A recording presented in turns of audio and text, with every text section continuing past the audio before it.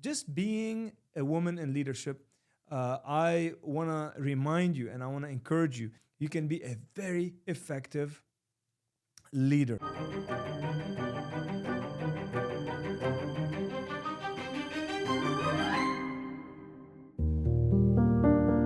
I was recently in the pool with my 3 kids. My oldest is a boy, his name is Danny, he's almost 7.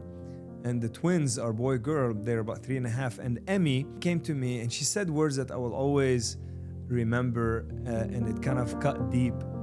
She said, I'm not strong. I said, why aren't you strong? She said, because I'm a girl.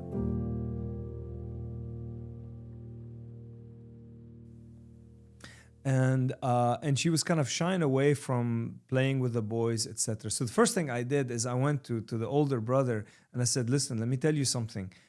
Even though your sister is a girl, she is strong, and please don't tell her she's not strong because she's a girl. You know, we live in an imperfect world, and you know, even in the United States, 100 years ago, women couldn't even vote. So we know that in many countries, in many setups, I come from the Middle East, where in a meeting, even though I may be with my women CEO and I'm giving her the stage, everybody looks to me. Why are you looking to me? Because that's the culture. That's the stereotype of that culture. So we know there's some imperfections in our society when it comes to gender. I don't want my daughter growing up to say, well, I'm a woman, therefore I cannot be a great leader. There has been amazing leaders in the world who are men and women. It doesn't matter the gender. It matters your intention. It matters how you think about yourself. It matters how you think about people. And I'm always looking at women and say, okay, how can I help them? And if they're struggling with the idea, if they're around a group of men, do I sense that there is something there that is preventing them from speaking up or feeling safe, etc.? And I'm honing in on that.